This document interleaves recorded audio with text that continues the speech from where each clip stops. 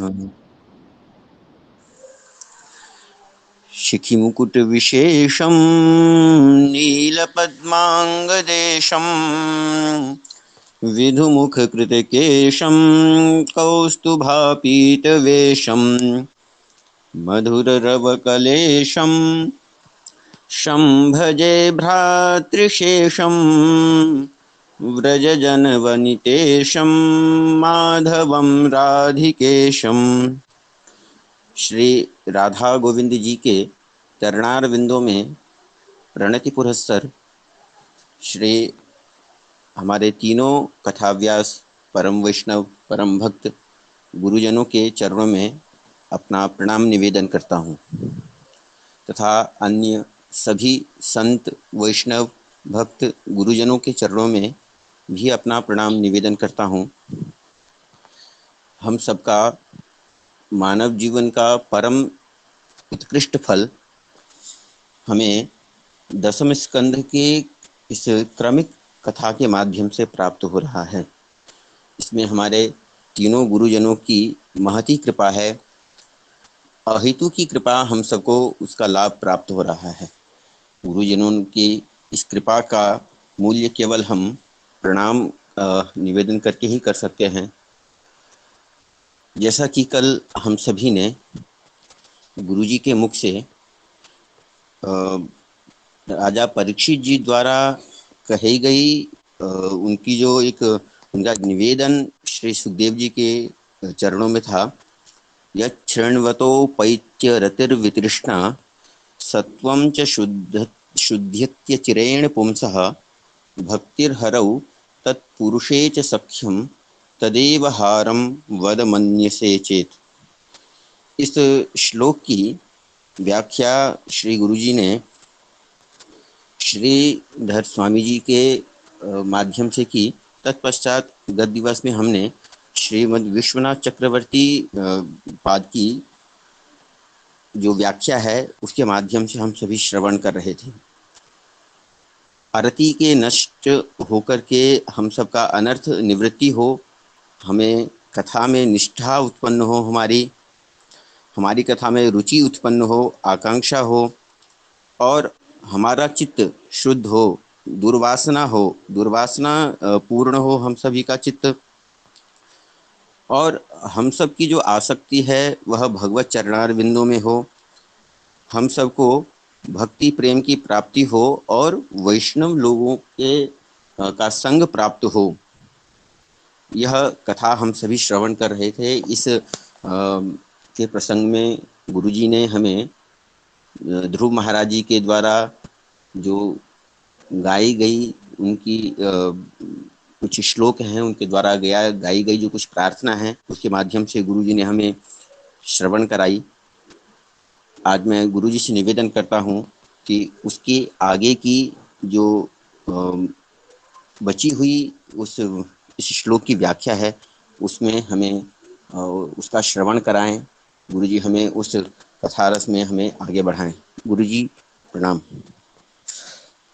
ओम अज्ञानतिमिरान्धस्य ज्ञानाञ्जनशलाकया चक्षुरुन्मिलितं येन तस्मै श्रीगुरवे नमः।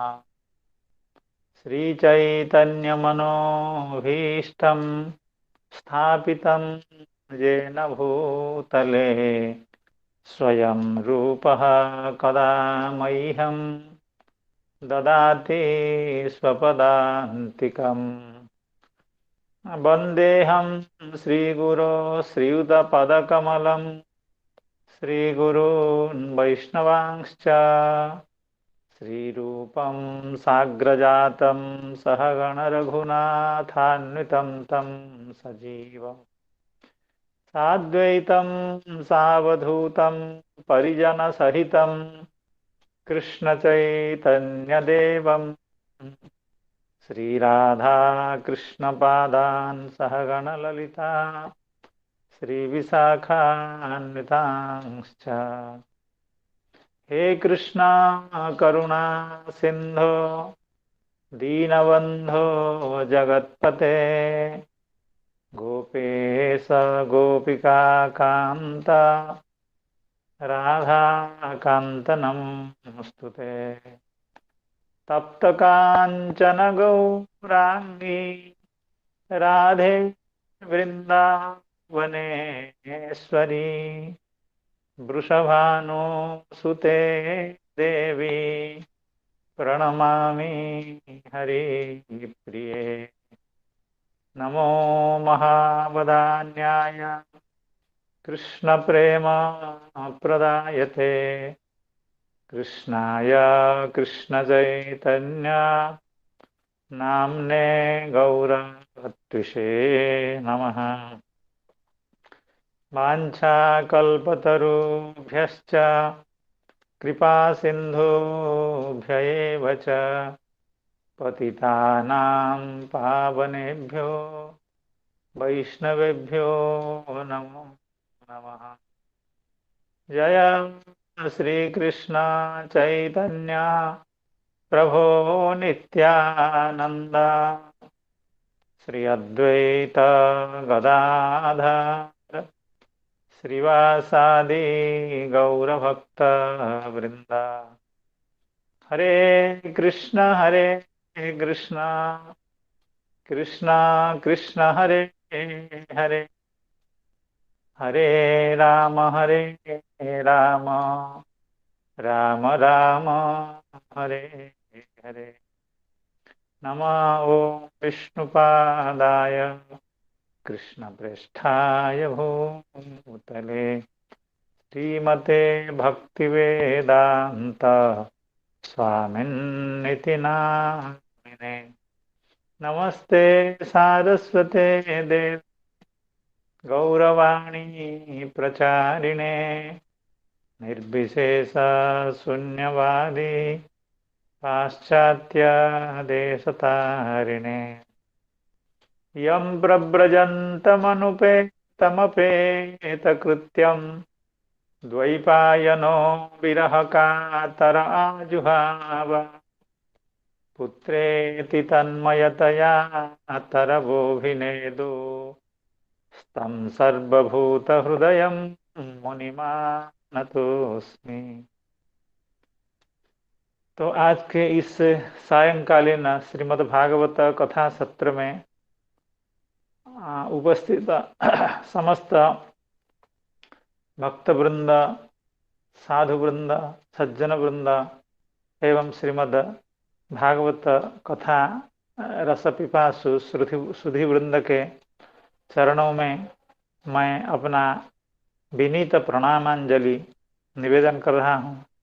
तो भगवान की अशेष कृपा से हम लोग निरंतर भगवान के लीलाओं का श्रवण कर रहे हैं। ये भगवान की अहेतु की कृपा ही है।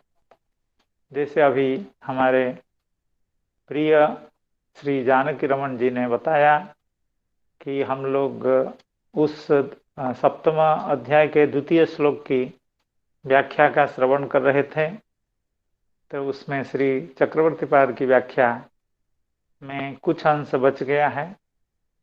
श्री चक्रवर्ती पाद ने इस श्लोक में एक भक्ति के जो विकास का क्रम है उसका संकेत किया।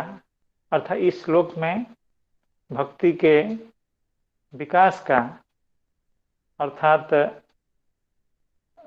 कथाश्रवण से लेकर के भगवत प्रेम तक के जो सोपान हैं, जो स्तर हैं, जो क्रम है उसको बताया।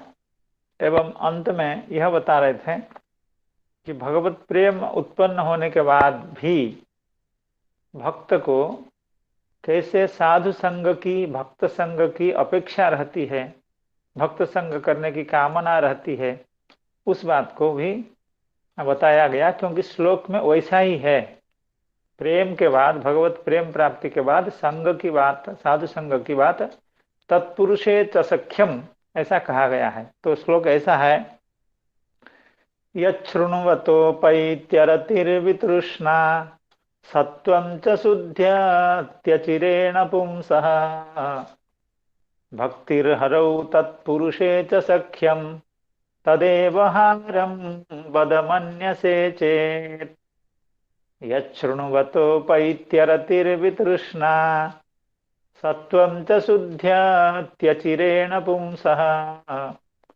भक्तिर्हरौ तत्पुरुषे च सख्यं तदेव हारं वद मन्यसे चेत्।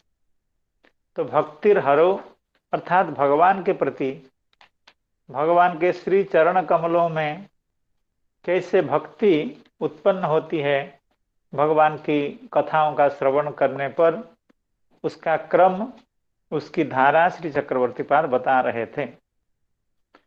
तो आगे श्री चक्रवर्ती पाद कह रहे हैं,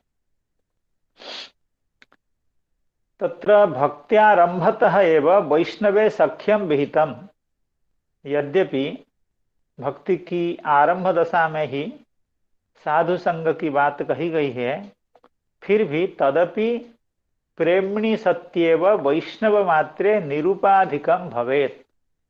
अर्थात भक्ति जीवन के आरंभ से पहले जो साधु संग, भक्ति याजना की जो सर्वोच्च दशा है भगवत प्रेम की प्राप्ति, उसके बाद जो साधु संग, उसमें इतना अंतर है। पहला साधु संग औपाधिक है एवं प्रेम प्राप्ति के बाद जो साधु संग है वो अनौपाधिक है, अर्थात अकारण है, केवल वैष्णव मात्र होने के कारण ही है, उसमें योग्यता या और कोई विशेष उपाधि कारण नहीं देखी जाती है, कारण नहीं देखा जाता है। तो उसी बात का हम लोग यह श्री ध्रुव जी महाराज जी के चरित्र में श्रवण कर रहे थे कि आपने जब भगवान को प्राप्त कर लिया, अर्थात अपनी 6 मास की तपस्या में, 6 महीने के तपस्या में ही भगवान को अपने प्रेम के द्वारा बुला लिया, अपने सामने ही भगवान प्रकट हो गए।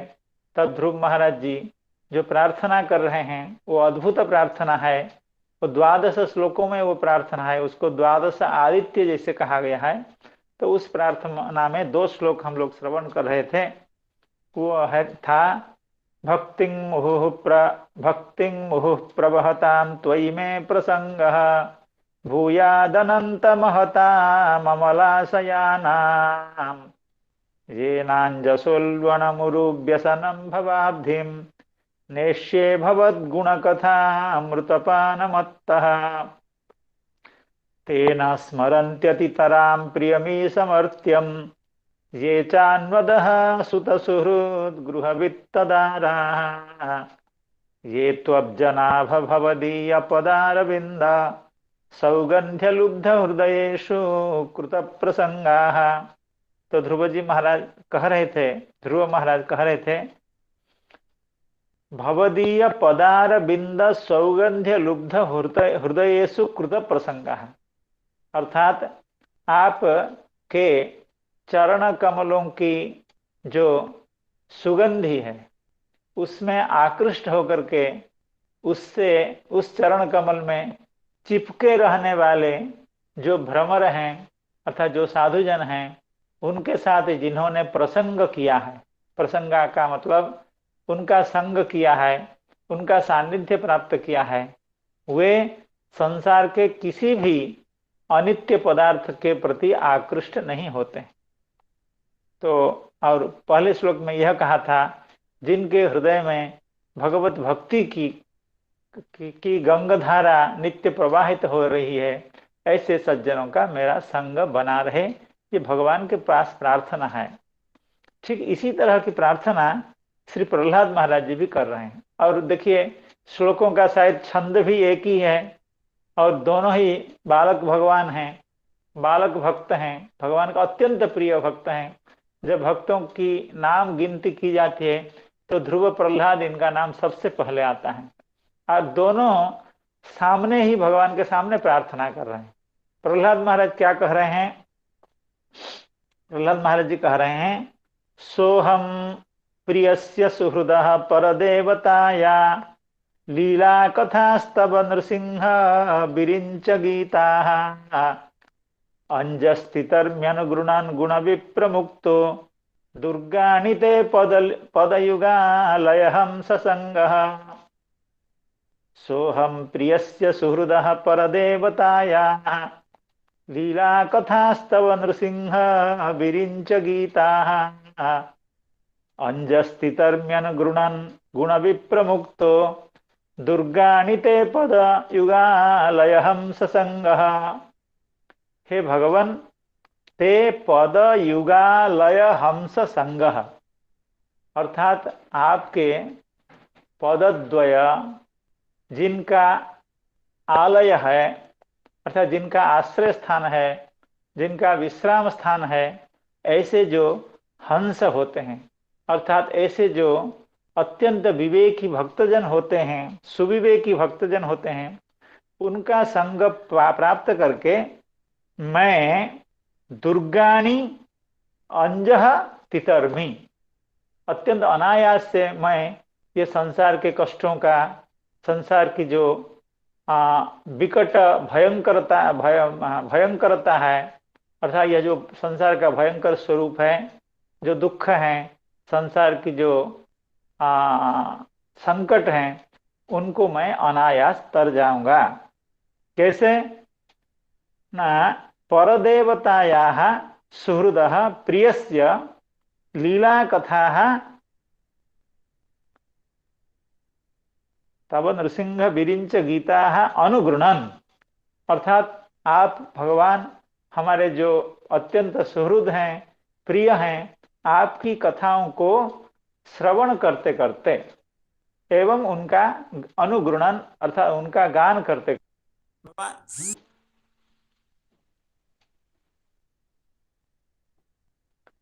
अर्थात आपकी जो लीला कथा है उनका श्रवण करते करते एवं उनका गान करते करते इस संसार के समस्त कष्टों को मैं उत्तीर्ण हो जाऊंगा। कैसे? पद युगालय हंस संग, ये बड़ी बात है। अर्थात आपके पद युगल जिन सज्जनों के आश्रय स्थान हैं, ऐसे सज्जनों का संग करते करते। तो यहाँ पर प्रहलाद महाराज जी ने यह भी प्रार्थना की कि हमको भक्त संग चाहिए। और आगे भी एक श्लोक में, कई श्लोक में, अर्थात सब जगह भक्तों का यही मन में प्रार्थना रहती है, भगवान से यही प्रार्थना रहती है कि हमको बराबर भक्त संग मिलता रहे।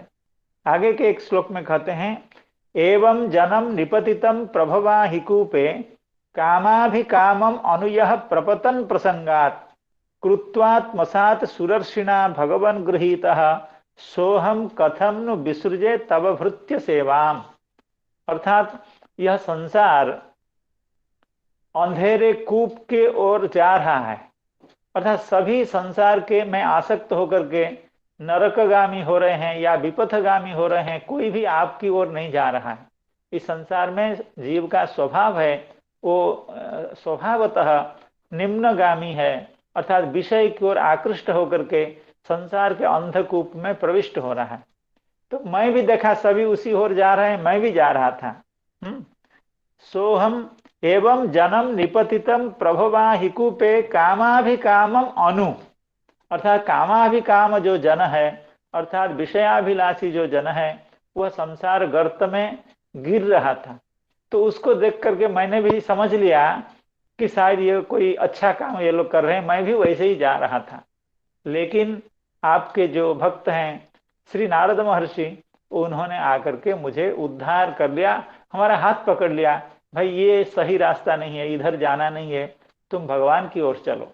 तो ऐसे जो भक्त आपके होते हैं जो समस्त जीव के कल्याण की कामना रखते हैं, कल्याण अनुष्ठान के लिए जो जीवित होते हैं, तो ऐसे सज्जनों का, ऐसे गुरुजनों का, ऐसे संत जनों का चरण कमल का परिहार मैं कैसे कर सकता हूँ? इसलिए आप कृपा करके हमको साधु संग दीजिए। ये भी प्रार्थना श्री प्रहलाद महाराज जी की भगवान नृसिंह देव से है। और वृत्र महाराज जी की तो अत्यंत प्रसिद्ध स्तुति है कि ममोत्तम श्लोक जनेषु सख्यम संसार चक्रे भ्रमतः स्वकर्मभिः त्वन्माययात्मात्मजदार गेहे श्वासक्त चित्तस्य नानाथ भूयात्। हे भगवन, अर्थात वृत्र प्रार्थना कर रहे हैं। वृत्र चतुश्लोकी का यह अंतिम पद्य है। ममोत्तम श्लोक जनेषु सख्यम, अर्थात संसार चक्रे भ्रमतः, इस संसार चक्र में मैं कभी मनुष्य बनता हूँ, कभी पशु बनता हूँ, कभी देवता बनता हूँ, कभी इंद्र चंद्रादि भी बन जाता हूँ, लेकिन हमको आपके जो उत्तम श्लोक के जो जन हैं, उत्तम श्लोक भगवान होते हैं, उत्तम श्लोक के जन अर्थात भक्त जना, उनके साथ मेरा सख्य बना रहे, उनका संग उनके साथ मेरा संग बना रहे। लेकिन आपकी माया के कारण जो संसारी लोग हैं, त्वन्माययात्मात्मजदार गेहे श्वासक्त चित्तस्य, अर्थात आपके माया के द्वारा इस संसार में, इस देह में, इस गेह में, इस अर्थ में, इस सम्मान में जो लोग बंधे बंधे हुए हैं, जो लोग आसक्त हैं, जो लोग निबद्ध हैं, जो यहाँ से निकलने का कोई कामना भी नहीं करते हैं, ऐसे लोगों के साथ हे भगवान मेरा संग कभी भी न हो। ममोत्तम श्लोक जनेषु सख्यम संसार चक्रे भ्रमतः स्वकर्म भी, त्वन्माययात्मात्मजदार गेहे श्वासक्त चित्तस्य ननाथ भूयात्। तो साधु संग का यह महात्म्य भक्तों की प्रार्थना से, और वो भी भगवान के सामने प्रार्थना से प्रतीत है, समझ में आ रहा है, अर्थात उसको हम लोग समझ सकते हैं। इसीलिए इस श्लोक में जो भगवत प्रेम के बाद साधु संघ की अर्थात तत्पुरुषे च सख्यम, भगवत पुरुष में सख्य की बात कही गई है, वो सर्वथा उचित है एवं सर्वथा निरापद है, और भक्त संग रहने से ही जीव का कल्याण हो सकता है। इस तरह की बात को कहने के बाद श्री चक्रवर्ती पाद कह रहे हैं, हारम तदेव हारम बदमन्यसे चेत, अर्थात हार शब्द का अर्थ है हरि संबंधी जो लीलाएं हैं, हरि संबंधी जो चरित्र हैं, उस चरित्र को आप हमको सुनाइए। यदि आप हमको इसका योग्य समझ रहे हैं, आप हमको सुनाइए। तो यह हार शब्द का श्री चक्रवर्ती पाल का कहना है, हारम हरे चरितम श्लेषेण हारमिव हृदय धार्यम, अर्थात भगवत चरित्र जो केवल हरि के होने के कारण हार नहीं है, हृदय में धार्य होने के कारण भी हार है। अर्थात हार को अति मूल्यवान जो मणिमाणिक्य आदि से रचित जो हार है, उसको जैसे लोग अत्यंत आसक्ति से अपने गले में धारण करते हैं, उसी तरह से भगवान की लीलाओं को भी अत्यंत आसक्ति से, अत्यंत रुचिपूर्ण हृदय से उसको अपने गले में धारण करना चाहिए। इसीलिए हे भगवान, आप हमको भगवान के वह चरित्र जो सब समय कंठ में धारण योग्य हो, कंठ में धारण करने के लिए मेरी कामना है, ऐसे भगवान के चरित्र को आप सुनाइए। हारम हरे चरितम श्लेषेण हारमिव हृदय धार्यम तदेव हारम बदमन्यसे चेत। आगे श्री चक्रवर्ती पाद कह रहे हैं, यद्यपि भगवत चरित्र मात्रस्य अपि अरति निवृत्त्यादि प्रेमांत वस्तु प्रापणे सामर्थ्यम अस्त्येव, तदपि श्रीकृष्ण बाल्यादि चरितम अचिरेणैव तत्तत् प्रापयति इति अत्रैव उक्तम मन्यसे चेत इति, यदि तब एतत् सम्मतम स्यादिति भावः। कहना है का मतलब है श्री चक्रवर्ती पाद का, अर्थात क्योंकि इससे पहले हम लोग जो प्रथम श्लोक में श्रवण किए थे, जेन जेनावतारेण भगवान हरिश्वर करोति कर्णरम्याणि चरितानि च नः प्रभो, अर्थात भगवान किसी भी अवतार में जो चरित्र करते हैं वो सब कर्णरम्य हैं, एवं उस सब चरित्र के श्रवण करने पर भी चित्त शुद्धि और भगवत प्रेम और रति और आसक्ति इसकी प्राप्ति होती है। फिर भी भगवान श्री कृष्ण की लीला का कुछ विलक्षणता है, एवं विशेष करके उनके बाल्य चरित्र का कुछ विलक्षणता है। तो मैं समझता हूं कि भगवान श्री कृष्ण के बाल्य लीलाओं का श्रवण करने से यह जो आ, आ, आसक्ति, रुचि, रुचि, आसक्ति, रति एवं प्रेम, ये जो भक्ति की दशाएं हैं, ये शीघ्र प्राप्त हो जाती हैं। अगर इस बात को आप, क्योंकि हमारा अभिनिवेश भगवान श्री कृष्ण की लीलाओं के प्रति है, और मैं समझता हूँ समस्त अवतार की कथाओं के श्रवण करने से यह दशाएं जीव को प्राप्त हो सकती हैं। लेकिन मेरी समझ है कि भगवान श्री कृष्ण की बाल्य लीलाओं को श्रवण करने से यह बात शीघ्र बन जाती है।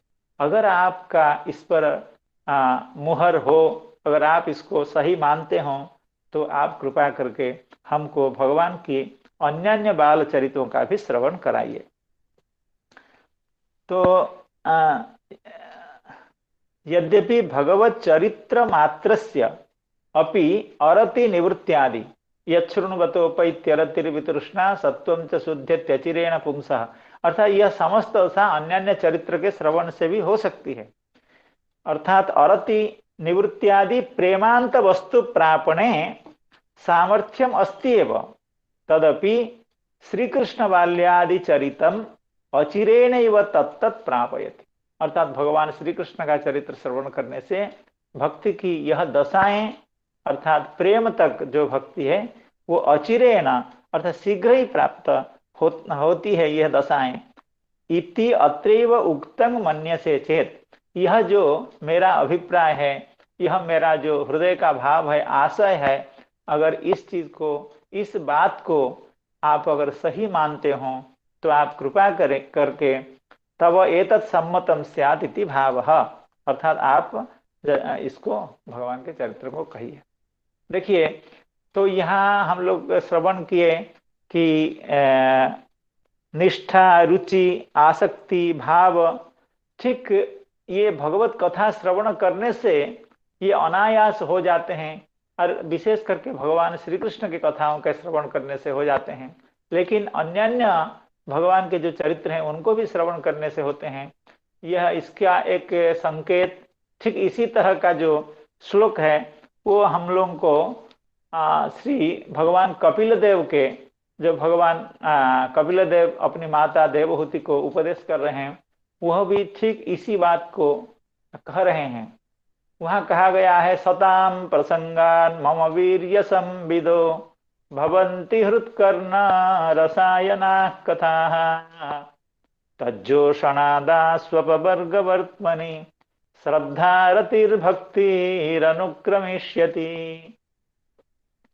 सताम प्रसंगात मम वीर्य संविदः कथाः भवन्ति, अर्थात जब हम सज्जन के साथ, साधु के साथ, भक्त के साथ बैठते हैं, तो मेरा जो सामर्थ्य है, मेरी जो लीलाएं हैं, उन लीलाओं से संबलित जो कथा है, लीला को प्रकाश करने वाली जो कथा है, वे कथा साधुजन सुनाते हैं। सताम प्रसंगात मम वीर्य संविदो भवन्ति कथा भवन्ति, कैसी कथा? हृत्कर्ण रसायना कथा। बिल्कुल इसी श्लोक का यहाँ भी कहा गया है, श्रवण को आनंद देने वाली कथा एवं मन को आनंद देने वाली कथा, वहां भी वही बात कही गई है, हृत्कर्ण रसायना कथा, हृदय को आनंद देने वाली कथा एवं कर्ण श्रवणेन्द्रिय को भी आनंद देने वाली कथाएं होती हैं। और ऐसे कथाओं का श्रवण करने से होता क्या है?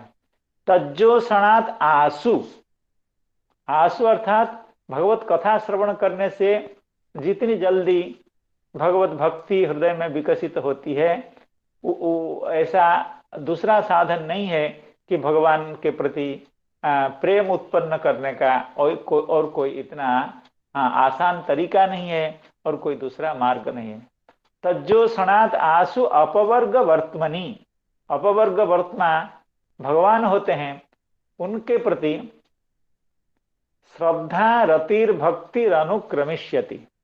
देखिए, श्रद्धा की जगह यहाँ कहाँ है? आदो श्रद्धा तत साधु संगोत भजन क्रिया निष्ठा रुचि आसक्ति रति और भाव और प्रेम, ये है। और वहां सीधे कह देते हैं श्रद्धा रतिर भक्तिर अनुक्रमिष्यति, तो वहां श्रद्धा शब्द का अर्थ व्याख्याकारों ने किया है आसक्ति। तो तज्जोषणात् आस्वपवर्ग वर्त्मनि, अर्थात भगवत कथा के श्रेय सेवन करने से अपवर्ग वर्तमान जो भगवान हैं, अर्थात जिनके मार्ग में जिनके जिनके पास जाने से पहले ही मार्ग में अपवर्ग मिल जाता है। भगवान को प्राप्त करने से पहले ही भक्ति मार्ग में जब भक्त चलना शुरू करता है तो वहीं उसको अपवर्ग की प्राप्ति हो जाती है।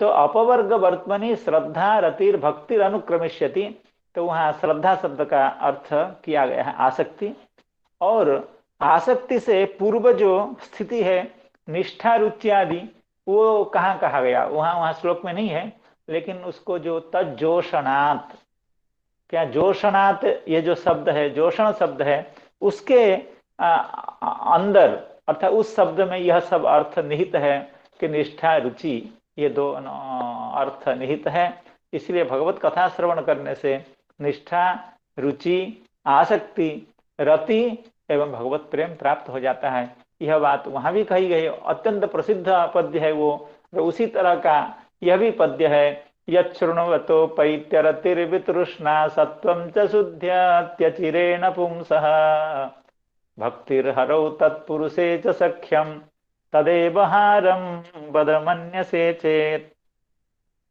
आगे श्री चक्रवर्तीपाद यहीं तक उसकी व्याख्या करके इस श्लोक की व्याख्या की परिसमाप्ति करते हैं। तो अब अगले श्लोक में हम प्रवेश करेंगे, अर्थात श्री परीक्षित महाराज जी ने सुखदेव गोस्वामी से निवेदन कर दिया, अर्थात प्रार्थना कर दी कि आप भगवान के चरित्रों का श्रवण कराइए, क्योंकि पूतना चरित्र श्रवण करने के बाद भगवान के अन्य जो बाल्य लीलाएं हैं उनको सुनने के लिए मैं व्याकुल हूँ, मेरा हृदय अत्यंत उत्सुक है, उसको सुनने के लिए आप कृपा करके सुनाइए। उसी बात को आगे के श्लोक में कह रहे हैं, अथान्यदपि कृष्णस्य तोकाचरितमद्भुतम् मानुषं लोकमासाद्य तज्जातिम् अनुरुन्धतः। अथान्यदपि कृष्णस्य तोकाचरितमद्भुतम् मानुषं लोकमासाद्य तज्जातिम् अनुरुन्धतः। तो पहले श्लोक में जो कहा गया हारम बद, अर्थात हरि संबंधी जो लीलाएं हैं, हरि संबंधी जो कथाएं हैं, हरि संबंधी जो चरित्र हैं, अर्थात श्रीहरि के जो चरित्र हैं, श्री कृष्ण के जो चरित्र हैं, उनको आप सुनाइए। अथान्यदपि कृष्णस्य, पहले श्लोक में जो हरि कहा गया तो उसका कहीं परीक्षित महाराज ने समझा कि कहीं सुखदेव गोस्वामी ऐसा न समझे, भगवान के बहुत लीलाओं का वर्णन तो है, दूसरे दूसरे अवतारों का भी वर्णन है, कहीं दूसरे अवतारों की कथा का वर्णन न कर बैठे, इसलिए उसको निर्दिष्ट करके कहते हैं ना, मुझे यही कथा सुननी है।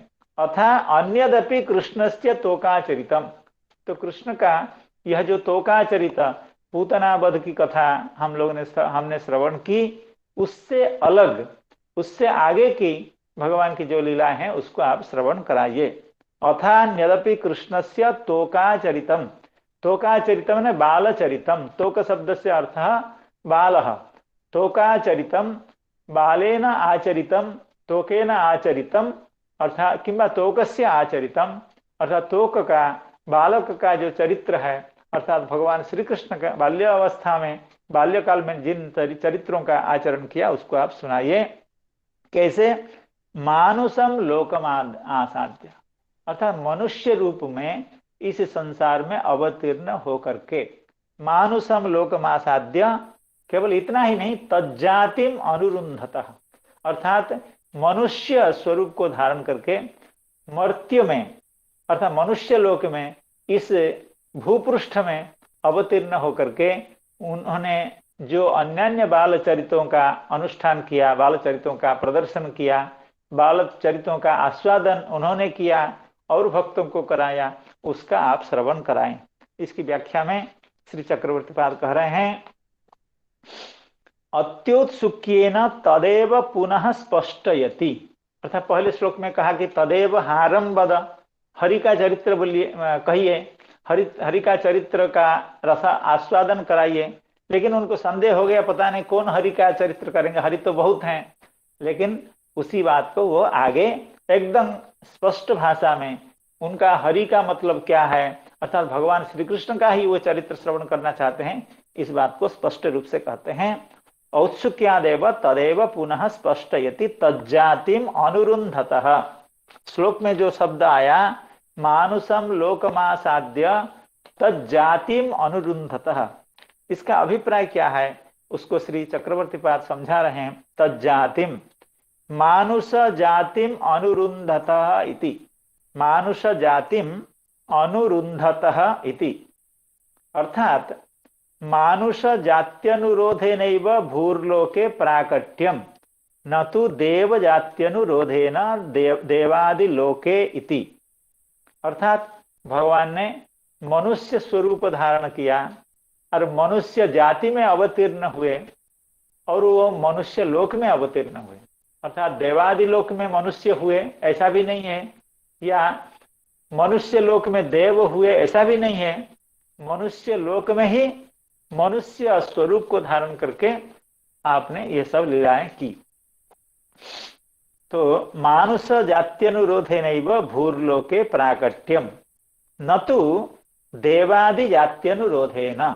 भगवान जब अवतीर्ण हुए थे कोई देवता होकर के अवतीर्ण नहीं हुए थे, वो मनुष्य के रूप में अवतीर्ण हुए थे।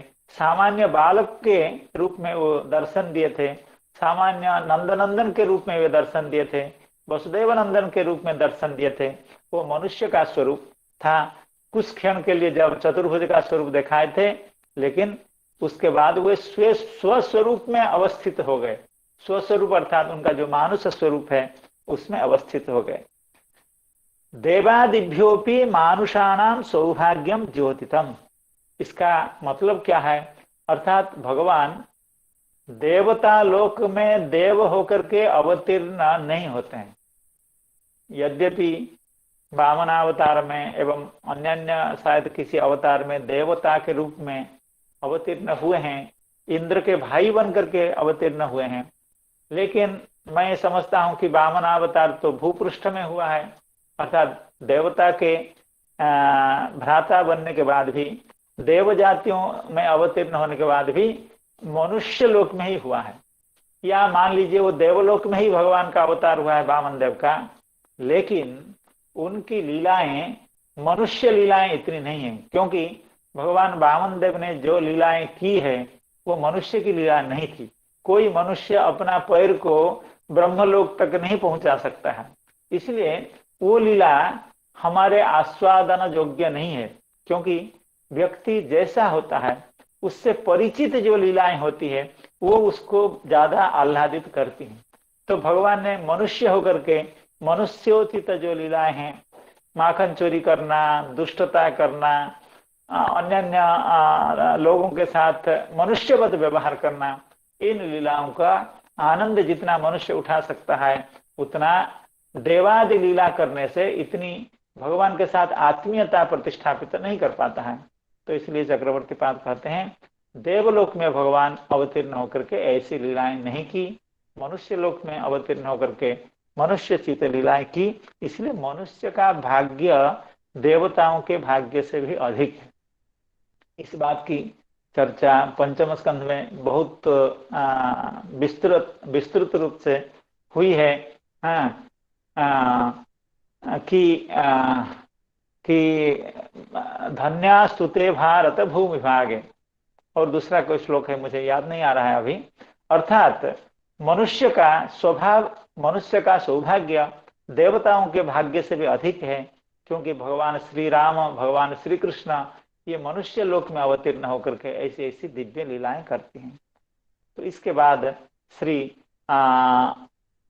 सुखदेव, श्री परीक्षित जी महाराज ऐसा प्रश्न करने के बाद श्री सुखदेव गोस्वामी भगवान की अन्य अन्य लीलाओं का भी वर्णन करते हैं। जैसे हम लोगों ने पहले श्रवण किया था, यहाँ सकटासुर का मोक्ष और तृणावर्त का मोक्ष एवं भगवान का माता जी को ब्रह्मांड दर्शन, उन लीलाओं को क्रमशः श्री सुखदेव गोस्वामी वर्णन करते हैं।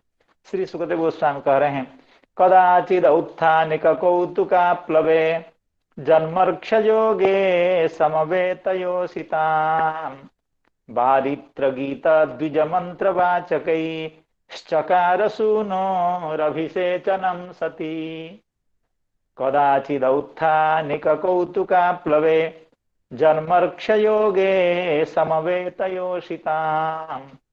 बादित्र गीत द्विज मंत्र वाचकैश्चकार सूनोरभिषेचनं सती।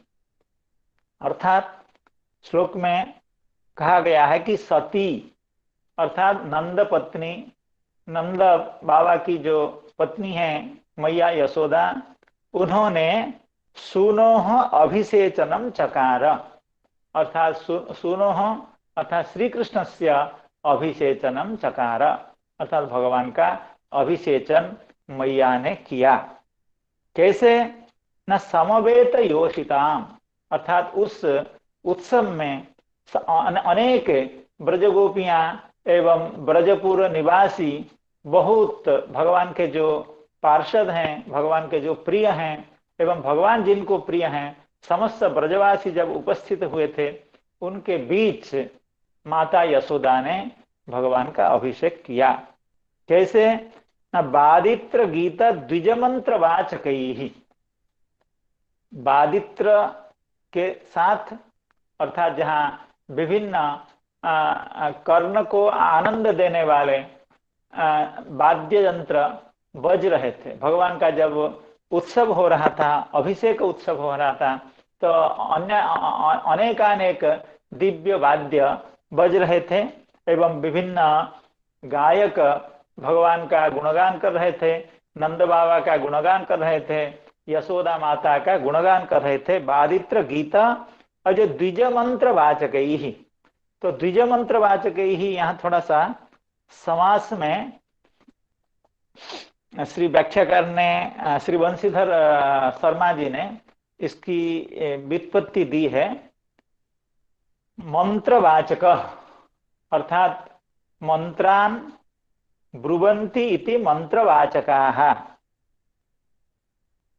और द्विजेषु मंत्रवाचकाः अर्थात सभी द्विज मंत्रवाचक नहीं होते हैं। जो लोग वैदिक शास्त्र में निष्णात होते हैं, वेद मंत्र उच्चारण में जो दीक्षित होते हैं, शिक्षित होते हैं, वैसे जो मंत्रवाचक अर्थात द्विजेषु मंत्रवाचकाः द्विज मंत्रवाचकाः अर्थात वादित्र अर्थात विभिन्न सुमधुर वाद्य बज रहे थे एवं संगीतकार भगवान का यशोगान कर रहे थे एवं द्विज मंत्रवाचका द्विजों में, ब्राह्मणों में जो मंत्रोच्चारण करने के लिए शिक्षित थे, वे भगवान के प्रशंसा मूलक जो मंत्र हैं उनका उच्चारण कर रहे थे।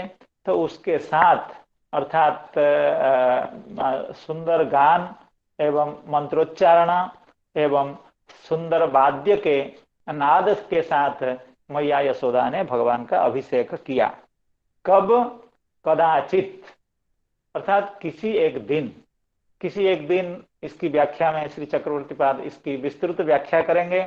ये त्रैमासिक अर्थात जब भगवान को अभी 3 महीना संपूर्ण हो गया था, भगवान का उम्र जब 3 महीना का हुआ था, तब यह लीला हुई थी। भगवान का औत्थानिक कौतुक आप्लवे, औत्थानिक कौतुक आप्लव का अर्थ है अर्थात भगवान सज्जा में उत्तान शयन कर रहे थे, अर्थात पीठ से लेटना, यह है उत्तान शयन। पीठ से बच्चे जब जन्म होते हैं तो 2-3 महीने तक या पता नहीं कुछ दिन तक केवल पीठ के बल से वे सोते हैं। ऐसा समय आता है जब वो उलटते हैं, पेट के बल से सोते हैं, तो उसी को औत्थानिक कहा जाता है। औत्थानिक के समय में अर्थात जब पेट के बल पर कोई बच्चा शयन करता है, उसके शरीर में सामर्थ्य आ जाता है कि वह उलट सके, उस समय जो उत्सव होता है तो उसको कहते हैं औत्थानिक कौतुका प्लवे। और जन्मर्क्ष जोगे, और बाई चांस उस दिन भगवान का जो जन्म वृक्ष है अर्थात जन्म नक्षत्र है, रोहिणी नक्षत्र है, उस दिन रोहिणी नक्षत्र भी था और भगवान ने अपना करवट बदल करके पेट के बल पर उस दिन से शयन करना शुरू किया। तो बहुत सुंदर योग था, बहुत अत्यंत अनुकूल योग था, अत्यंत पवित्र दिन था, जिस दिन भगवान ने अपनी करवट बदली। और भगवान ने जिस दिन रोहिणी नक्षत्र था, तो ऐसा शुभ मुहूर्त देख करके यशोदा मैया ने विचार किया कि भगवान का बहुत बड़ा उत्सव होना चाहिए। समस्त ब्रजवासियों को निमंत्रण दिया, सभी आकर के उपस्थित हुए। इस उत्सव में मैयाओं का अर्थात माताओं का प्राधान्य होता है, तो इसलिए समस्त गोपियों की उपस्थिति में यशोदा माता ने ही यह इस उत्सव को संपन्न करने का काम किया। क्योंकि हम लोग पूतना लीला में श्रवण किए हुए हैं कि जब पूतना का वध हो गया एवं भगवान पूतना के वक्षस्थल पर विहार कर रहे थे, वहां पर यशोदा मैया इतना आहत हुई थी अर्थात निश्चेष्ट हो गई थी कि वो भगवान को गोद में नहीं ला पाई थी। उस समय अन्य गोपियों की भूमिका अधिक थी, लेकिन इस लीला में जहाँ पर सब कुछ अनुकूल है, सब गोपियां उपस्थित हैं और भगवान का बहुत आनंद की बात है। नंद के भवन में आनंद की जहाँ बाढ़ आ गई हो, जहाँ पर भगवान अपने शारीरिक बल के कारण करवट बदले हुए हों, उस दिन जो आनंद था, उस आनंद का संपादन यशोदा मैया खुद कर रहे थे। कदाचिद उत्थानिक कौतुका प्लवे जन्मर्क्ष योगे समवेतयोषिताम् वादित्र गीता द्विज मंत्र वाचकै चकार सूनो रभिषेचनम सती। तो इसकी व्याख्या में श्री चक्रवर्ती पाद कह रहे हैं, कदाचित अर्थात मासत्रय वयसी, जब भगवान को 3 मास का उम्र हुआ था। क्योंकि ऐसा द्वितीय उक्त है, द्वितीय स्कंध में जब ब्रह्मा जी नारद महर्षि को भगवान के लीलाओं का, भगवान के अवतारों का निरूपण कर रहे हैं। क्योंकि ऐसा वहां पर वर्णन है कि नारद महर्षि को एक बार संदेह हो गया था कि ब्रह्मा जी ही समस्त लोकों के अधिकारी हैं, अर्थात सर्वश्रेष्ठ आराध्य ब्रह्मा ही हैं। लेकिन ब्रह्मा जी जब भगवान का ध्यान कर रहे थे, तो महर्षि नारद वहां जाकर के अपने पिताजी से अर्थात ब्रह्मा जी से पूछे कि मैं तो समझ रहा हूं आप सर्वोच्च तत्व हैं इस ब्रह्मांड के, तो आप फिर किसका ध्यान कर रहे हैं। तो इस प्रसंग में ब्रह्मा जी ने कहा कि बेटा, यह तथ्य नहीं है, आप जो मुझे सर्वोच्च तत्व इस ब्रह्मांड का मान रहे हो, ऐसा नहीं है। हमारे से भी बढ़ करके परात्पर पर ब्रह्म परमेश्वर तत्व भगवान हैं, उनका मैं दासानुदास हूं। ऐसा कहने के बाद भगवान के विभिन्न स्वरूप, भगवान के विभिन्न अवतार, भगवान के विभिन्न लीलाओं का श्री ब्रह्मा जी ने श्री नारद महर्षि को वर्णन किया। तो उस प्रसंग में वहां वराह लीला आदि से लेकर के समस्त लीलाओं का वर्णन किया गया। तो जब भगवान श्री कृष्ण की लीला का वर्णन आया, वहां 10 श्लोक में, बहुत बड़े छंद में 10 श्लोकों में भगवान श्री कृष्ण की लीला का श्री ब्रह्मा जी ने निरूपण किया महर्षि नारद को। तो उसी प्रसंग में, तो वहां ब्रह्मा जी जब इस लीला का श्रवण करा रहे थे, अर्थात ये सकट भंजन लीला या सकटासुर मोक्ष की लीला, उसमें कह रहे हैं, तो के न जीवहरणम यदुलूकिकाया त्रैमासिकस्य च पदा सकटोपवृत्तः यद्रिंगतान्तरगतेन दिवि स्पृशोर्वा उन्मूलनम पितरथार्जुनयोः न भाव्यम। इस श्लोक की चर्चा पूतना उद्धार लीला के समय 2-3 बार हुई है, फिर भी उसका यह प्रसंग है कि इसमें केवल पूतना मोक्ष की लीला का वर्णन नहीं है, सकट भंजन लीला का भी वर्णन है और यमलार्जुन भंग का भी लीला है। और बस ये 3 लीलाएं हैं। तो के न जीव हरणम यदुलूकिकाया, इसको हम लोगों ने श्रवण किया है। अर्थात जब भगवान तोक थे, अत्यंत शिशु थे, अत्यंत अर्भक थे, अत्यंत बाल थे, उस समय उलूकिका का अर्थात पूतना का जीव हरण हुआ था। और त्रैमासिकस्य च पदा सकटोपवृत्तः, जब भगवान त्रैमासिक थे अर्थात 3 महीने का उम्र भगवान का हुआ था, तब पदा भगवान ने अपने पैर से ही सकट को अपवृत्त कर दिया अर्थात उलट दिया। जैसे सकट खड़ा था वो दूसरी तरफ उलट गया। तो यहाँ जो त्रैमासिक शब्द है इसको लेकर के, इस श्लोक को लेकर के, इस प्रमाण को लेकर के श्री चक्रवर्ती पाद कहना चाहते हैं कि कदाचित औत्थानिक कौतुका प्लवे, यहाँ जो कदाचित शब्द है अर्थ है उसका अर्थ है भगवान जब त्रैमासिक हुए थे। कदाचित मासत्रय वयसी सती त्रैमासिकस्य च पदा सकटोपवृत्तः इति द्वितीयोक्ते है। केवल इतना ही नहीं, मास्यस्य चरणाबुदक इत्यत्र, अर्थात 10वें स्कंध में भी एक बात, यह बात आती है कि वहां भी भगवान को कहा गया है, इस लीला का जब वर्णन हुआ तब मास्यस्य, मास्यस्य मतलब जब मास हुए हों, मास मतलब कितना मास हुआ हो, 1 मास 2 मास 3 मास, तो वहां व्याख्याकारों ने 3 मास कहा इसी आधार पर, क्योंकि द्वितीय स्कंध में अत्यंत स्पष्ट रूप में कहा गया है त्रैमासिकस्य। तो वहां का पद्य यह है, हिन्वतोधः शयानस्य मास्यस्य चरणाबुदक अनोपतद विपर्यस्तम रुदतः प्रपदाहतम। अर्थात यह प्रसंग ऐसा है कि वहां पर जब गोवर्धनोद्धार लीला हुई है, अर्थात भगवान ने गोवर्धन पर्वत को 7 दिन तक अपने हाथ में उठा रखा, तो उस समय भगवान का वयस उम्र क्या होता, 7 साल के भगवान हुए थे। 7 साल के उम्र में भगवान ने गोवर्धन धारण किया लगातार 7 दिन तक। तो उस समय समस्त गोप गोपियों ने भगवान की इस लीला को देख करके हतवाक हो गए, आश्चर्यचकित हो गए। तो श्री चक्रवर्ती पाद वहां उस अध्याय के आरंभ में कहते हैं, उसको भूमिका दे करके, देखिए जब पूतना वध हुआ या सकट भंजन हुआ या तृणावर्त वध हुआ, यहाँ कहीं भी भगवान का ऐश्वर्य प्रकटित नहीं है। क्यों? पूतना वध हुआ तो पूतना के वक्षस्थल पर भगवान बालक होकर के विहार कर रहे हैं, स्तन्यपान कर रहे हैं, अर्थात बालकोचित बालक स्वभाव काम कर रहे हैं। वहां अपने को वो कोई ईश्वर के रूप में या अपना ऐश्वर्य प्रकट नहीं कर रहे हैं।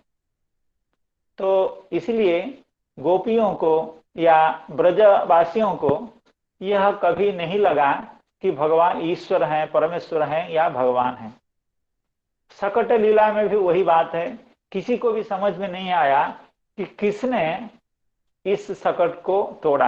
यद्यपि बच्चों ने कहा कि ये कृष्ण के पदाघात से टूटा है, लेकिन किसी ने माना नहीं, क्योंकि किसी ने भी देखा नहीं। ये सब सुनी सुनाई बात हुई। उसी तरह से यमलार्जुन का जो भंग हुआ, वहां भी किसी ने देखा नहीं कि भगवान कृष्ण ने यमलार्जुन का भंग किया।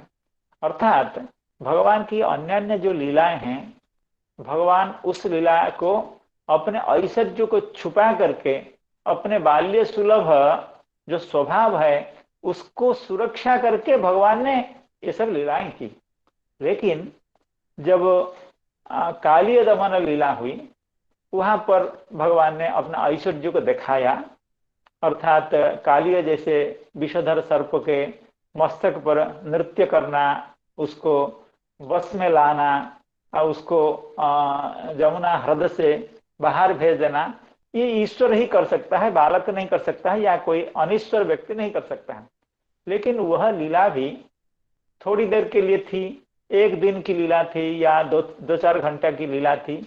तो गोपियों ने या ब्रजवासियों ने उसको भी मान लिया, चलो भाई कोई कांड हुआ होगा, कोई घटना वशतः ऐसा हुआ होगा, हमारा जो कन्हैया है वो कालिय को यहाँ से भगा दिया। लेकिन जब गोवर्धनोद्धार हुआ, सभी लोग सामने देख रहे हैं, पर्वत को भगवान ने उठा रखा है और वो एक दिन नहीं, 2 दिन नहीं, 7 दिन तक निरंतर भगवान के कर पद्म में वह गोवर्धन बैठे रहे। तो इसको देख करके जिस दिन यह लीला हो रही थी, उस समय तो किसी ने भी ये नहीं सोचा कि भगवान कृष्ण जो है वो भगवान है कि नहीं है, क्योंकि उस समय चिंता थी कि किसी तरह से यह विपत्ति टल जाए, इंद्र का यह जो कोप, इतनी जो वर्षा हो रही है, इतनी जो विपत्ति है, ये विपत्ति टल जाए। उस समय भगवान श्री कृष्ण के बारे में किसी ने नहीं सोचा ये ईश्वर है कि हमारा बालक है, चाहे जो भी हो, अभी हम लोग को बचा लें, यही सबकी चिंता थी। तो जब गोवर्धन को भगवान ने पुनः स्थापित कर दिया, तो सब लोग उस दिन घर वापिस चले गए। घर वापिस जाने के बाद लोगों ने सोचा कि ये क्या हो गया, अर्थात इतना छोटा बालक जो हमारा कन्हैया है, वो कैसे गोवर्धन को 7 दिन तक अपने कर कमल में रखा। तो इसका जब, क्योंकि कभी कभी ऐसा होता है, हम लोग किसी घटनावशतः कोई आश्चर्यचकित वस्तु को बाद में सोचते हैं, अरे उस समय भगवान के माधुर्य से, क्योंकि भगवान के सामने सब खड़े थे, सब भगवान का दर्शन कर रहे थे, लीला का दर्शन कर रहे थे, तो किसी की सूद, सबकी सूद बुध नष्ट हो चुकी थी, कोई यही नहीं समझ रहा था, अर्थात उसमें वहां पर बुद्धि का प्रयोग लोग नहीं कर रहे थे। भगवान के लीला का, गोवर्धन उद्धार लीला का आस्वादन इतने प्रेम से कर रहे थे, भगवान ईश्वर हैं कि क्या है इसको कोई नहीं सोच पा रहा था, क्योंकि भगवान के सानिध्य में, भगवान के अंगों का दर्शन करते हुए, भगवान के मुख कमल का दर्शन करते हुए, भगवान का जो त्रिभंग ललित छवि जिसमें भगवान गोवर्धन को उद्धार करके खड़े थे, उसको देखकर से मोहित हो गए थे। लेकिन जब घर पहुंचे तब उन्होंने थोड़ा अपना विवेक और बुद्धि लगाई, ये कैसे संभव है कि एक बालक इतना दिन तक पर्वत को धारण कर सकता है। तो सभी अपना बात करके नंद भवन में आए। नंद भवन में आकर के कि कहे कि नंद बाबा आप सही सही बात बताइए, ये बालक जो है ये तो लग रहा है ये कोई सामान्य बालक नहीं है, ये कोई विशिष्ट बालक है, आप इसका कुछ तत्व जानते हैं, कुछ रहस्य जानते हो तो बताइए। तो इसी प्रसंग में गोपियों ने गोवर्धन लीला से, गोवर्धन उद्धार लीला से पहले जितनी लीलाएं हैं उन लीलाओं को वर्णन किया था। तो उसी प्रसंग में गोपियों ने यह कहा था, ब्रजवासियों ने यह कहा था, हिन्वतोधस्यानस्य मास्यस्य चरणाबुदक, अर्थात मास्यस्य अधः शयानस्य चरणौ उदक हिन्वतः, अपने दो चरणों को, एक जगह तो सकटापवृत्त पदा पदा पदा सकटोपवृत्त, वहां एक वचन है, यहाँ है चरणों उदक, अर्थात दोनों चरणों को ऊपर जब उठा दिया था, अनह अपतत विपर्यस्तम, उनके प्रपद के द्वारा आहत होकर के, अर्थात उनके चरण के, श्री चरण के अग्रभाग के द्वारा आहत होकर के सकट अपवृत्त हो गया था, अर्थात उलट गया था। अर्थात हे नंद, तुम्हारे बच्चे ने यह सब लीलाएं की। जब गोवर्धन लीला के बाद सब लोग जब थोड़ा सा गंभीरता से चिंतन करने लगे, तो सभी कहने लगे ये तो ईश्वर का काम है, पूतना का वध करना, सकट भंजन करना, तृणावर्त का वध करना, ये ईश्वर का काम है, ये भगवान, ये श्री कृष्ण ईश्वर है। इस तरह की बात नंद बाबा से कर रहे थे। बाकी की लीलाएं हैं हम उसको बाद में श्रवण करेंगे, लेकिन यह प्रसंग है वहां कहा गया मास्यस्य, तो वहां भी यही अर्थ कहा गया जब भगवान त्रैमासिक थे।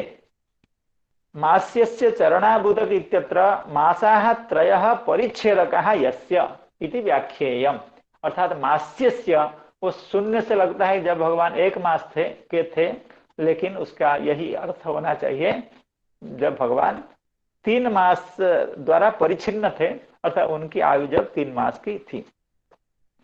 और औत्थानिक कौतुक संप्लवा, औत्थानिक कौतुका प्लवे, इस शब्द की व्याख्या करते हुए श्री चक्रवर्ती पाद कहते हैं, उत्थानम अर्थात उत्तान साइनः शिशोः तिर्यक शयनम, अर्थात नीचे पेट करके जो सोना उसको कहते हैं तिर्यक शयन। ये मैं बहुत अच्छा लगा ऐसा प्रयोग, विश्वास नहीं हो रहा है कि तिर्यक योनि हम पशु पक्षी को कहते हैं, इसीलिए उनका पेट नीचे रहता है।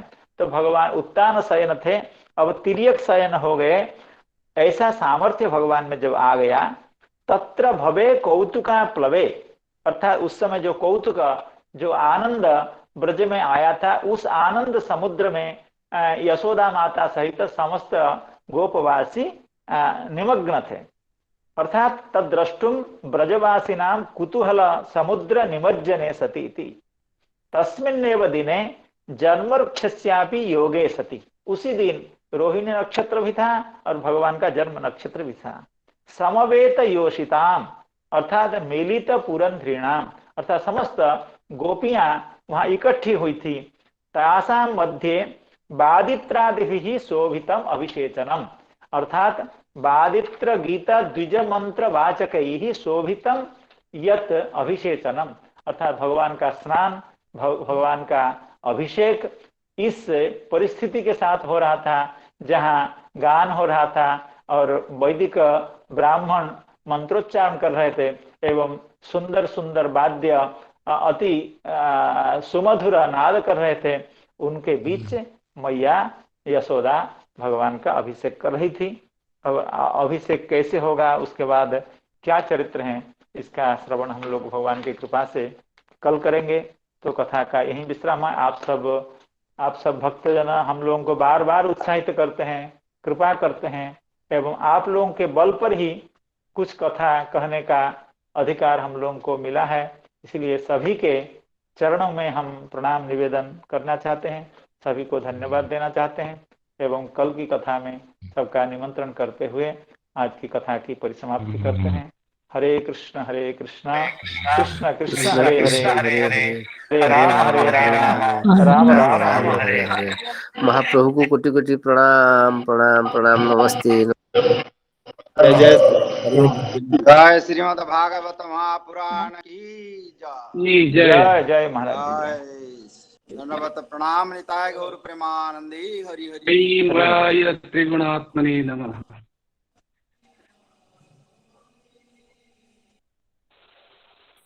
वंशी विभूषितकरा नवनीरगावा पीताम्बराधरुणबिम्बफलाधरुष्टा पूर्णेन्दुसुन्दरमुखा दरवीन्दनेत्रा कृष्णात् परं किमपि त्वमहं न जाने। आज की इस सायंकालीन भागवत सत्र की इस पवित्रतम अवसर पर इस यज्ञ वेदिका में समुपस्थित हमारे त्रिगुणात्मक जो आचार्य त्रय हैं उनको प्रणाम करते हुए और वैष्णवी संप्रदाय के सभी भागवत रस पिपासु सुधीजन सज्जन गुणीजन समस्त गुरुजनों के समस्त आचार्यों के चरणों में प्रणाम करते हुए आज जो हमारे आचार्य पूज्यपाद नरोत्तम महाप्रभु जी ने जो आज हम लोगों के समक्ष जो पाथेर उपस्थापन किया है उस पर मेरे द्वारा कुछ प्रकाश डाला जाना मैं समझता हूँ ये एक धृष्टता का विषय है, क्योंकि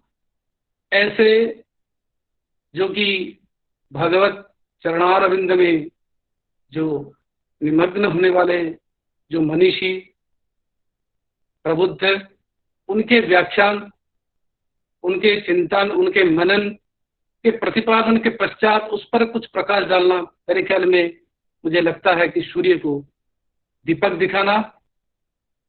फिर भी उन्हीं के आशीर्वाद से कुछ कहना हमें सौभाग्य का अनुभव होता है, क्योंकि ये भगवत मंदाकिनी में अवगाहन करने का अवसर जो है उन्हीं का ही आशीर्वाद है, उन्हीं गुरुजनों का आशीर्वाद है। वस्तुतः दसम स्कंद के जो सप्तम अध्याय के अंतर्गत 3 पद्यों में उन्होंने गागर में सागर जैसे तत्व भर दिया है। आज जो उन्होंने भक्ति के विकास और सोपान के बारे में जो कुछ कहा है, वास्तव में वो अत्यंत अनन्य है।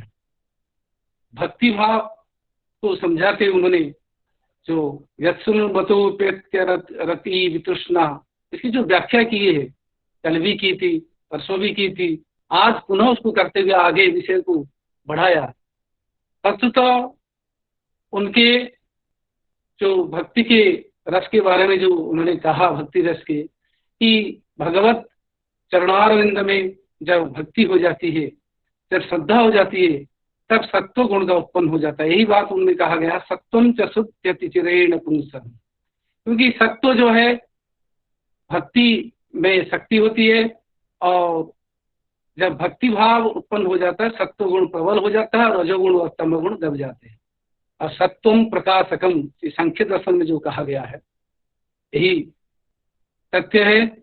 और सत्वगुण प्रबल होने पर भक्ति सुदृढ़ हो जाती है, और उस समय उस बात को आगे जाकर के भगवान श्री कृष्ण ने खुद ही गीता में भी कहा है, सत्वा संजायते ज्ञानम। गीता के 14 अध्याय में 7वें अध्याय पर भगवान श्री कृष्ण ने खुद ही कहा, सत्वा संजायते ज्ञानम, ज्ञान शुद्ध रूप है, पवित्र है, और भगवत रस पान करना, भगवत चरितामृत का श्रवण करना वो ज्ञान का विषय है। और ज्ञान क्या है, यहाँ ज्ञान या भाव को उन्होंने अत्यंत महत्वपूर्ण दिया है। इसी तथ्य को, क्योंकि एक प्रसंग में कहा गया है, एक शिष्य ने गुरु को पूछा, गुरु जी से, गुरु जी बताइए कलौ संसार है किम सारम। तो गुरु जी ने कहा, कलौ संसार है कंसार है सारम, माने संसारे कंसार है नाम सारम। कंसारी कंसारी कंसारी भगवान श्री कृष्ण का नाम ही महत्वपूर्ण है, सारपूर्ण है। इसीलिए हरे कृष्ण कृष्ण कृष्ण हरे हरे, हरे राम राम राम हरे हरे हरे, जो महामंत्र की उपाधि मिला हुआ है इस नाम को, क्योंकि यही भगवान श्री कृष्ण की बाल लीला। और इस प्रसंग में प्रभु नरोत्तम सेनापति जी ने जो ध्रुव प्रहलाद का प्रसंग भी श्रवण किया, कि भगवान श्री कृष्ण के चरणारविंद को उन्होंने बताया कि आश्रय स्थल है, जैसे भ्रमर आश्रय करते हैं, वो चरण अरविंद चरण कमल में सभी आश्रय करते हैं। इस बात को उन्होंने बखूबी से बताया। वास्तव में सही है, भगवान श्री कृष्ण ने भी वही 12 अध्याय में उन्होंने प्रथम श्लोक में उन्होंने भगवान श्री कृष्ण ने दूसरे पद्य में ही ये बात कही है कि मया वेश्य मनो ये माम नित्य युक्ता उपासते श्रद्धया परिरूपेता ते में युक्त तमामता। जो श्रद्धा भाव से जो मेरे लीन हो जाते, मदयुक्त हो जाते हैं, मनिष्ठ हो जाते हैं, तो मेरे लिए वो प्रियतम है, क्योंकि भक्ति से पिघल जाते भगवान श्री कृष्ण। और भगवान कृष्ण के यहाँ जो व्याख्या नरोत्तम सेनापति जी ने कहा है तीसरे पद्य में कि अन्यादपि कृष्णस्य तुका चरितम अद्भुतम मानुषम लोकमादाय मासाद्य तज्जाति मनुरुंधतः। और उसके पूर्व पहले दूसरे पद्य में जो हारम शब्द की व्याख्या करी, बहुत बढ़िया व्याख्या है, बहुत सुंदर व्याख्या प्रस्तुत की है कि हार की तरह और मन को हरण करने वाला जैसा हार, उसी प्रकार भगवान श्री कृष्ण की जो हरि संबंधी जो कथा को लीलाओं को आप सुनाइए, जैसे परीक्षित महाराज ने कहा। इसे हार शब्द वास्तव में इसमें बहुत कुछ तथ्य है, क्योंकि भगवान श्री कृष्ण का नाम ही इसी में ये यथार्थ है, क्योंकि भगवान श्री कृष्ण का जो नाम है कृष्ण है, कर्षति कृष्ण है, जो मन को खींच लेता है वो कृष्ण है। ये इस अर्थ में है कृष्ण का नाम पड़ा है कि काले रंग हो जाने से कृष्ण नहीं, वस्तु तक कर्षति, भक्तों के मन को ऐसे जैसे भौरे खींच के आ जाते पुष्प रस को पान करने के लिए, ऐसे भगवत मुखमंडल को देखते हुए, चाहे गोपिकाएं हो चाहे कोई भी हो, सारे भक्तजन ही गोपिकाएं, क्योंकि भगवान श्री कृष्ण एकमात्र पुरुष है और सभी पुरुष भी स्त्री है। तत्व दृष्टिया देखा जाए, कोई पुरुष यदि भगवान श्री कृष्ण के सामने कहे मैं पुरुष हूँ, वास्तव में पुरुष नहीं है। अगर उस भावातिरेक में कोई पहुंच जाए, वो अपने को स्त्री समझेगा भगवान श्री कृष्ण के सामने। ये उनकी लीला है। इसलिए सारी गोपिकाएं नहीं, सारे गोपवासी ब्रजवासी सभी उनको आकृष्ट हो जाते, कर्षति थी कृष्ण। और आगे जाकर के जो तज्जाति अनुरुंधत, जो तज्जाति को बताया कि उस मनुष्य जाति को लेकर उन्होंने जन्म भगवान श्री कृष्ण यहाँ पहुंचे, बाल लीला को किए, उस बाल लीला को सुनाए। क्योंकि भगवान श्री कृष्ण क्या है, भगवान परमात्मा का जो अंशावतार है, वो अंशावतार के रूप भगवान श्री कृष्ण का आगमन हुआ है। वास्तव में जैसे नरोत्तम प्रभु जी ने कहा कि ये जो मनुष्य बड़ा भाग्यशाली, सही बात है, क्योंकि शास्त्र में कहा गया दुर्लभ हो मानुषो देह, क्योंकि मनुष्य शरीर दुर्लभ है, इतनी आसानी नहीं है मिलना।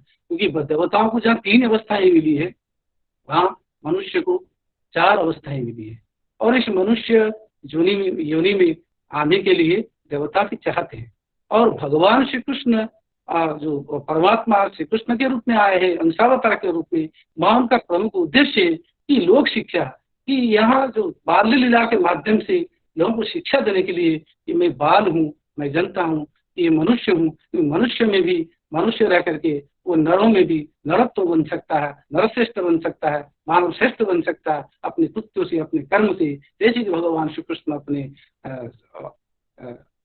वो अंशावतार के रूप में आकर एक बाल लीला करके बहुत आगे बढ़े हुए। और नरोत्तम सेनापति जी ने श्री चक्रवर्ती पाद टीका के साथ जो हम लोगों को इसे भागवत कथा मंदाकिनी में अवगान कराया है, इसलिए हमें आभारी, कृतज्ञ सभी भागवत रसपिपासु भक्तों की ओर से, सभी की ओर से मैं उनको पुनः पुनः प्रणाम करता हूँ और निवेदन करता हूँ। और मैं अच्छी तरह, हम जानते हैं कि जो नरोत्तम सेनापति महाप्रभु जी, जो कि वस्तुतः वो दर्शन शास्त्री हैं और दर्शन शास्त्र से आगे जाकर इस प्रकार रसप्रवण हो जाएंगे, आज हम उनको देखकर हम अत्यंत गदगद हो जाते हैं, हम भावविभोर हो रहे हैं। उनके जो भावानुप्राण देखकर हमें अत्यंत प्रसन्नता हो रही।